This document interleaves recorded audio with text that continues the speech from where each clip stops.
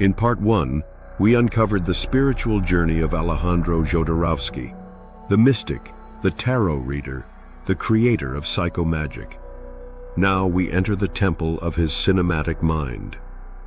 From obscure mime films to midnight movie masterpieces, Jodorowsky's films are riddles, rituals, and revelations. Let's dive into the madness. Segment 1. La Cravate, 1957. The Forgotten Beginning.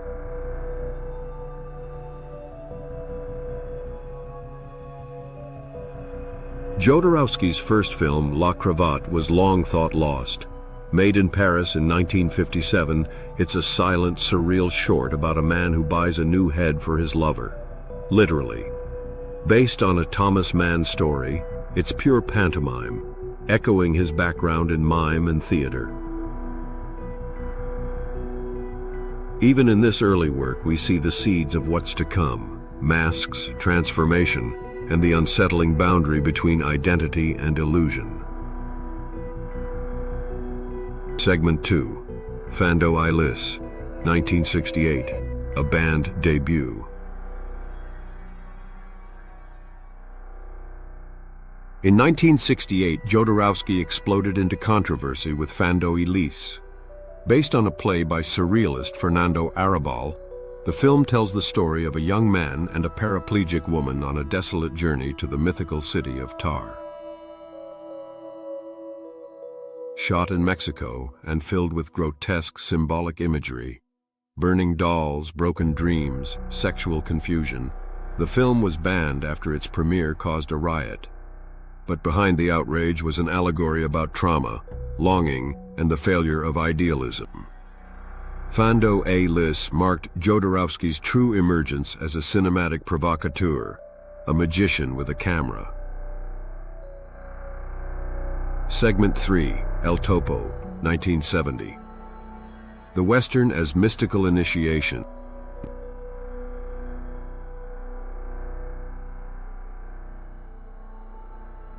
El Topo, the Mole, is the film that made Jodorowsky a cult legend. It's a surreal spaghetti western where a black-clad gunslinger battles 4 mystical masters in the desert, only to be reborn as a messiah figure among deformed outcasts.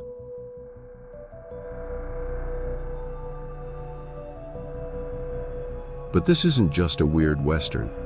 It's an initiatory journey through ego, violence, spiritual pride, and eventual redemption. Each duel is a lesson, each scene a symbolic trial. John Lennon was so mesmerized, he convinced manager Alan Klein to distribute it. It became the first great midnight movie, a film whispered about in stone dorm rooms and underground theaters, a film that dared to say, enlightenment is bloody. Segment 4. The Holy Mountain, 1973. Alchemy on celluloid.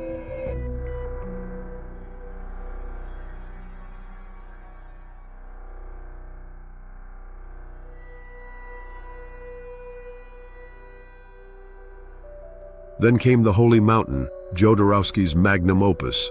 Funded by Lennon and Klein, it's a kaleidoscope of tarot, alchemy, satire, and mysticism. The story follows a thief, a Christ-like figure, who joins a group of planetary archetypes to scale the Holy Mountain and dethrone the immortals. But what they find is, well, something else entirely. The film is a symbolic deconstruction of ego, capitalism, war, religion, and even cinema itself. Jodorowsky used real rituals, hallucinogens, and spiritual seekers in the making of it. He trained with a Zen master, consulted shamans, and even lived with the cast to transform them. The Holy Mountain is not just a movie, it's an initiation. And at the end, it breaks the fourth wall and tells us, this is illusion. Go live your real life. It's pure psychomagic. Segment 5. Santa Sangre, 1989. Blood, Trauma, and Redemption.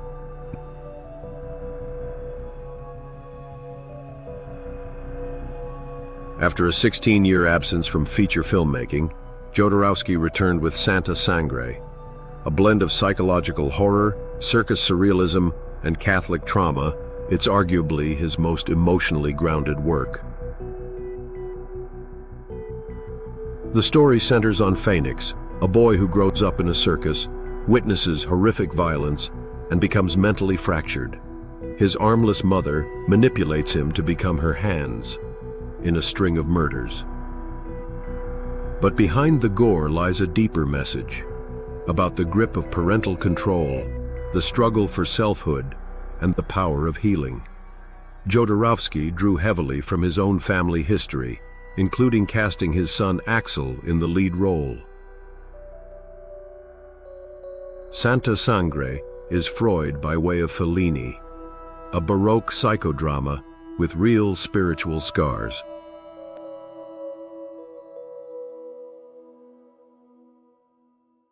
Segment 6, The Late Works.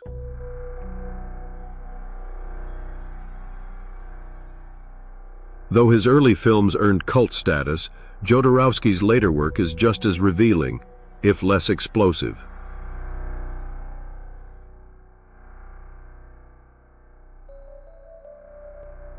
Tusk, made in 1980 in India, is the odd one out, a fable about a girl and an elephant. Produced by the French company Hachette, it was a commercial project with little of Jodorowsky's surreal imprint, and he later disowned it.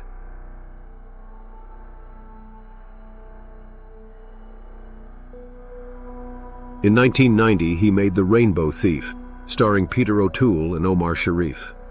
It was a troubled production. Jodorowsky clashed with the producers and was forbidden from injecting his signature weirdness.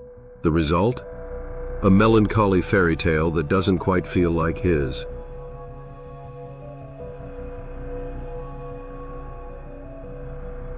Then came a miraculous return. In 2013, after a 23-year hiatus, he released The Dance of Reality, an autobiographical fever dream shot in his hometown of Tocopilla, Chile. Blending childhood memories with myth and metaphor, it's Jodorowsky at his most personal, and perhaps most profound.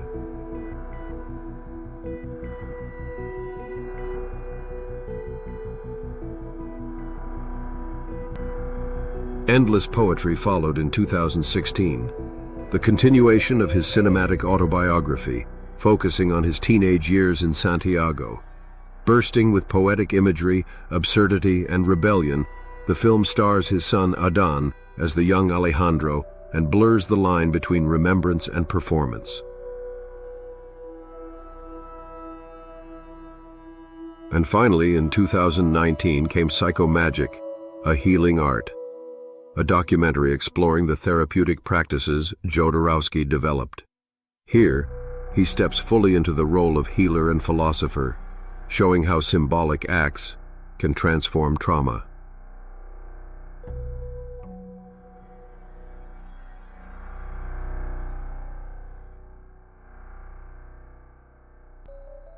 These late works show a softer, wiser Jodorowsky, less obsessed with shock, more invested in healing, legacy, and the strange beauty of life itself. Segment 7, The Visionary Filmmaker.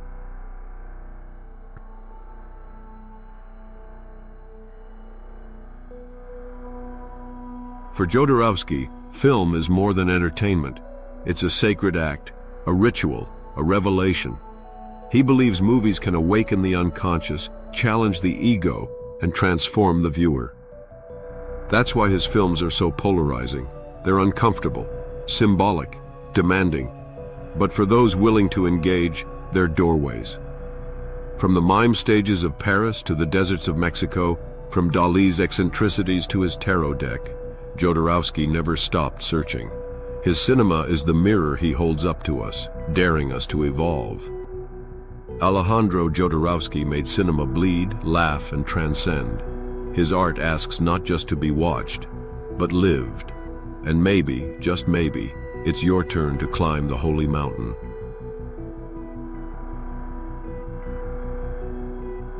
Subscribe to This Is It for more deep dives into mystics, occult visionaries, and and strange cinema.